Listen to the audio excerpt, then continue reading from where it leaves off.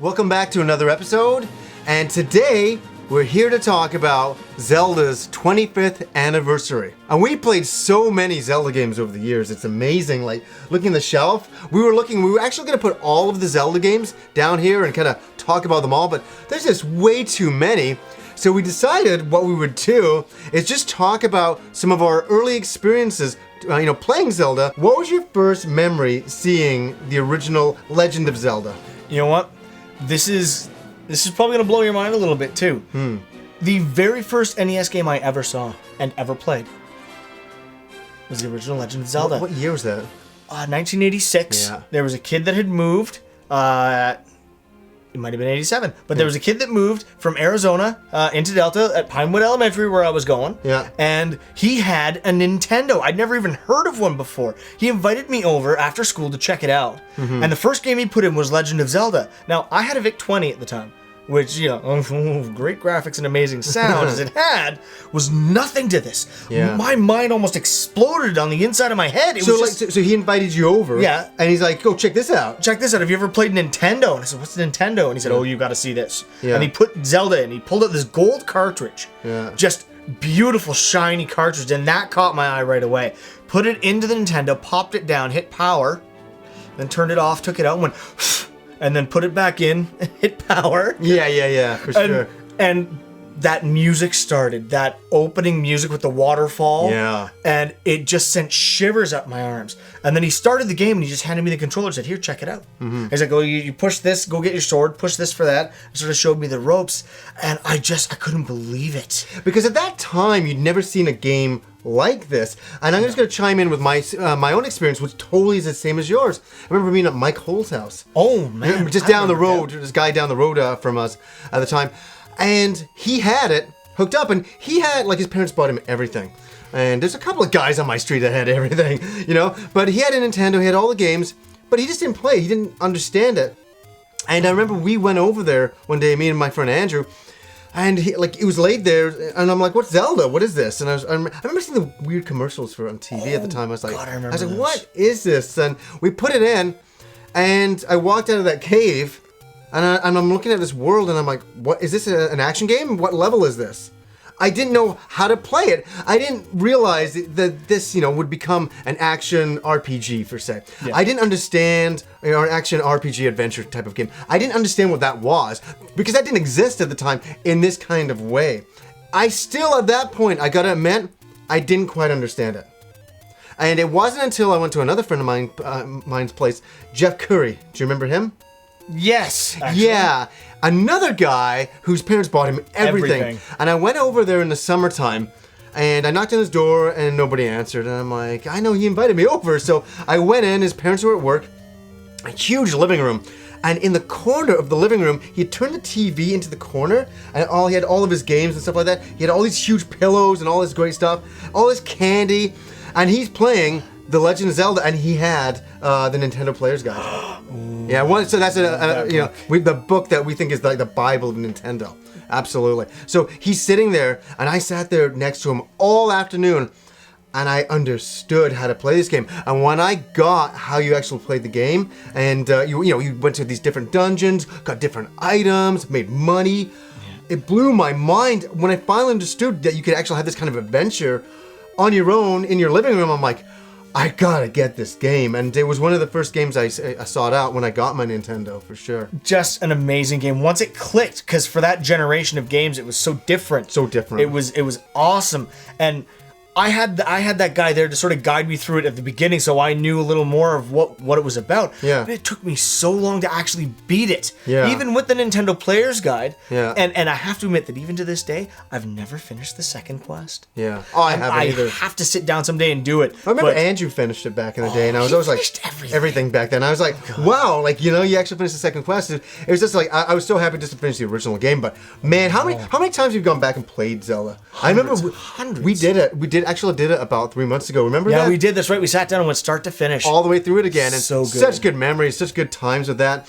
And it's funny, that leads us into our experiences playing the second game. And I'm going to ask you again, what were your experiences playing Zelda 2? The very first time I played it, before I owned a Nintendo. My parents used to rent them for me once in a while for special occasions or on weekends, things like that. Yeah. And my dad and I rented an NES, and we got Mario 2 and Zelda 2, which were both fairly new games at the time. They were, and they kind of came out at the same time. Yeah. And so having remembered Zelda and being like, oh, that's such a great game, I can't wait to play Zelda 2, I put it in, and I read the instructions. I remember reading the instructions, and the artwork was so good. Back then, when you'd buy a game, you'd actually look at the instructions. Oh, yeah. Remember? You know, like, for sure, you'd actually check out all the artwork and stuff like that. Now, I just got, like, instructions and throw them. I don't give a care. But back then, it was, like, a really big deal to check that out. Oh, yeah. And then I started.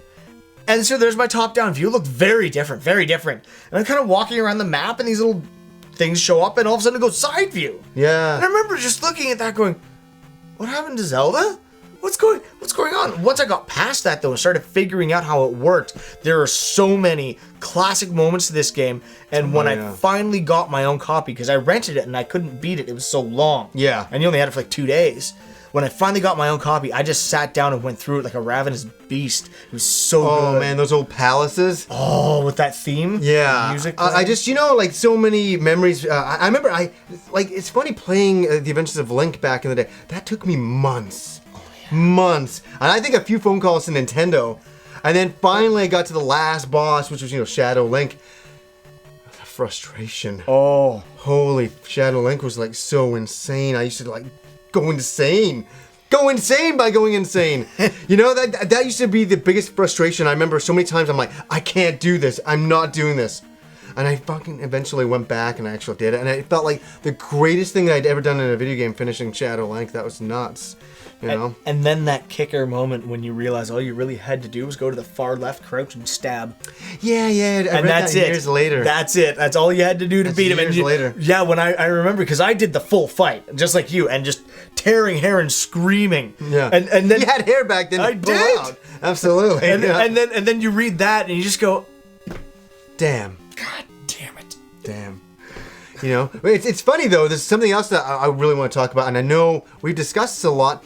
Is the look of Link, and we'll get to the Link, Link to the Past in a second, but the look of Link, how he's changed so much over the years, and me and Rob are pretty old school, as you kind of know, and I'm wearing it.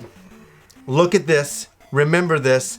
That is Link. That is what Link is supposed to look like. Well, you know, for sure. You know? We love the Ocarina of Time look for Link. I do. But I'm so partial to the classic anime old school look of Link that we've talked very often how amazing it would be if they made a game with this kind of character. And Wind Waker kind of was going in that direction. And almost. But I just love it if they kind of, when I was hoping for the 25th anniversary that they would go back and, I'm a big dreamer, remake the first game with this character. Yeah. But we were allowed to dream about this kinds of stuff for sure. But this is some of the stuff we've talked about over the years. The artwork, we always love I love the cartoon artwork of the originals. Sorry, the anime artwork of the originals, like from Zelda to the Adventures of Link. I love the Adventures of Link pictures when he's standing there walking down the path. castle. I was just about to say that one Love with that watercolor type background. Yeah, I love that. So beautiful. Beautiful. So yeah, we love the original look of Link, and a lot of people don't really talk about that. And then this is like they've forgotten all about it. It's like Ocarina of Time Link. That's all we get now, and we love that. We're not saying we don't like that, but we do like the original Link as well. I have to share one more thing about the Adventure of Link, and it's something that I noticed as a kid, and my wife has noticed, and a few people I've mentioned it to have seen it. And if you ever get the game, you know where I'm going with it. Yeah, I do know where you're going with it. Get the game. When you're playing a side-scrolling segment, just crouch and take a look at the sprite really carefully and his sword. That's all I'm going to say. Maybe we can get a little pop-up of the art in the middle here. But we certainly shall. I'm just saying. There you go. I'm not saying. I'm just saying. That's all I'm saying. He's just saying it. That's all he's saying. Okay, we're going to just move into A Link to the Past. Please, your first experiences playing this game. You know what? I have to start before my first experience of playing it. The hype for this game.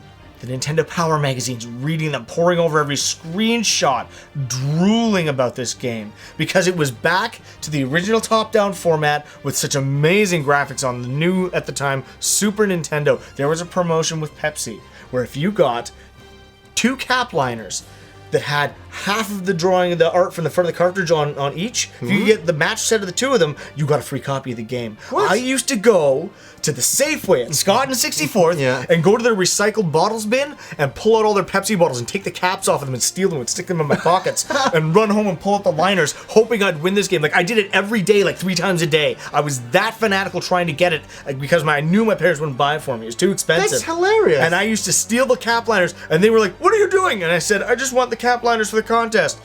All right, just don't steal any bottles.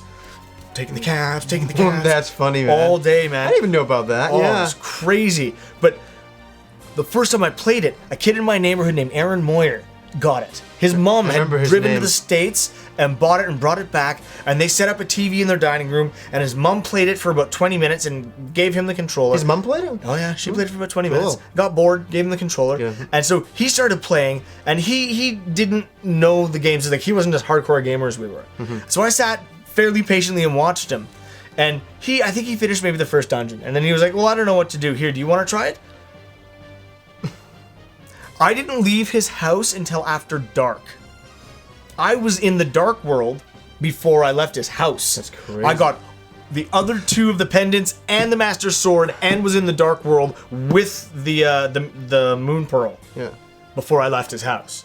I did all that in a sitting. Did you have like a walkthrough? No. No. Not back then. No, I didn't. I sat and played that long because his mom brought it home in the morning. And I sat there all day and into the night and played it. And he was happy to sit and watch. And then I had to go home to no Super Nintendo and no Legend of Zelda. But you got so far. I know. And then when did you get it again? I think I got it for Christmas, the following Christmas. Cool. And then game on. Yeah. I played the hell out of that game. I love that game. It is, in fact, I will go on record as saying, this is my favorite Zelda of all time. And you guys may know that my favorite Zelda of all time is the first one. I just like the classicness. It's the beginning of the series. I love the first one.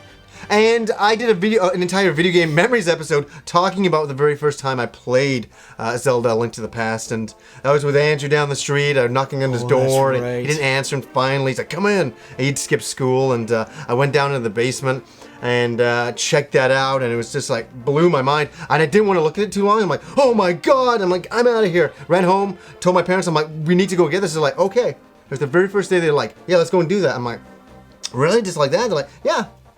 Okay, and it was even skipping school. They were being pretty cool with me. Nice. Yeah, so we went, and my memory is coming back. I remember it was a really sunny day outside, and I came back, and as I said, I lived in a basement at that time. Go figure, you have to live in a basement to be playing video games at certain times in your life. But I came back, and I put the game in, and I started, and it's so stupid. It's always the memory of it raining. It's like I was sitting there again. Whenever I think of Link to the Past, it's like the rain coming down. I always remember playing that and getting into the castle. That is such a, and then the Master Sword. That's also another huge memory there. But loved it in the Dark World. There was I must admit, I really love A Link to the Past too. It's really up there. So anyways, guys, we just wanted to take this opportunity to talk about the earliest of the Legend of Zelda series because there's not enough time for us to talk about all of them. But from an amazing beginning to the fantastic sequels, thank you for 25 great years. Absolutely. 25 amazing years of Zelda. So thank you, Nintendo. Until next time.